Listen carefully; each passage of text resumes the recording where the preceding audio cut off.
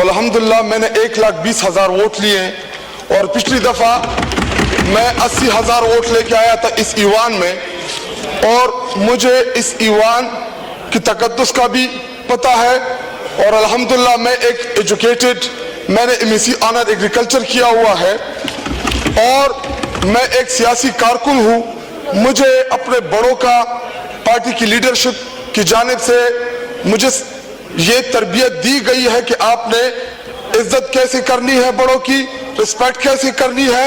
लेकिन स्पीकर साहब ने आपसे पहले जब वो इधर बैठे थे, और मिनिस्टर साहब ने भी अपनी तकरीर में इसका जिक्र किया, हालांकि अपोजिशन लीडर साहब का उन्होंने माइक बंद किया और मैं खड़ा हो गया कि जी इनका माइक खोले। तो स्पीकर साहब, चूंकि मुझे नहीं पता कि उनको क्या तकलीफ है मुझसे, अगर इस ईवान में बैठे फॉर्म 47 के जरिए मुंतखब कराए एमएनएस को मैंडेट चोर, डाकू चोर कहना गुनाह है, तो ये गुनाह मैं बार बार करता रहूंगा। अगर इस ईवान में जमहूरी तरीके से प्रोटेस्ट करना ये गलत काम है, तो ये मैं बार बार करता रहूंगा। एक चीज डिप्टी स्पीकर साहब के मिनिस्टर साहब ने कहा कि जी स्पीकर साहब के साथ बदतमीजी की गई है। हालांकि आप रिकॉर्ड उठा के देख ले मेरे पिछले 3.5-4 साल, और इस दफा के मैं कभी भी गैर जमहूरी एक लफ्ज भी इस ईवान के अंदर नहीं बोलूंगा। ये मेरी तरबियत है। ठीक है, शुक्रिया, शुक्रिया, शुक्रिया, आपका पॉइंट आ गया जी।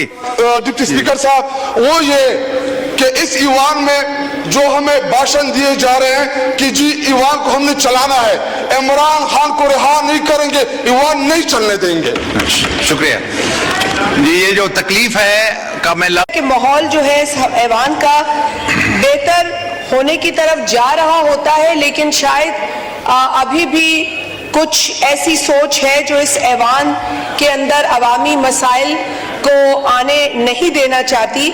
मैं तमाम भाइयों से, और अभी भी एक ऑनरेबल मेंबर ने बात की है कि किसी की रिहाई से पार्लियामान का चलना जो है जोड़ दिया जाए, तो मैं समझती हूँ कि ये उन करोड़ों लोगों के साथ नाइंसाफी होगी जो इस वक्त इस ऐवान की तरफ अपने मसाइल के हल के लिए देख रहे हैं। ये अच्छी बात है कि आप अपने इश्यूज पर एहतजाज करें, हमने भी एहतजाज किया, और आज भी जहां पर अवाम का कोई मसला आता है, हमारी इस हुकूमत के साथ जो भी अंडरस्टैंडिंग हो, बावजूद इसके हम अवाम के मसाइल पर बात करते हैं। अगर हम देखते हैं कि पेट्रोल की कीमत बढ़ रही है और इससे अवाम कुचली जा रही है, हम बोलेंगे और बोलते रहे हैं। इसी तरीके से सर, जो इशू एग्रीकल्चर का है, छोटे किसानों का है, आबादगार तबके का है, हम उस पर भी बोल रहे हैं। हमने ऐवान के बाहर भी बात की और इस फोरम पर भी हम बात कर रहे हैं।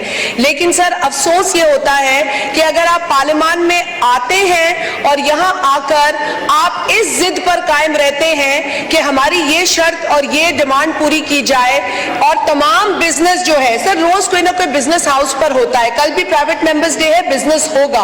I think all the members on that side, I consider them honorable, and I'm sure that they come here with so much that they bring from their respective constituencies कि यहाँ deliver करें। आप किसी एक के पीछे ये सोचकर ना लगे कि वो जो कर रहा है वो सही है। आप अपने कॉन्शियंस को देखें, अपने ज़मीर को देखें, अपनी आवाज, अपने दिल की आवाज सुने कि क्या आपको यहाँ अवाम के मसाइल उठाने हैं या नहीं। अगर आपने ऐवान को अवाम के मसाइल के लिए इस्तेमाल नहीं करना, तो आप कम से कम हमें ये करने से ना रोके।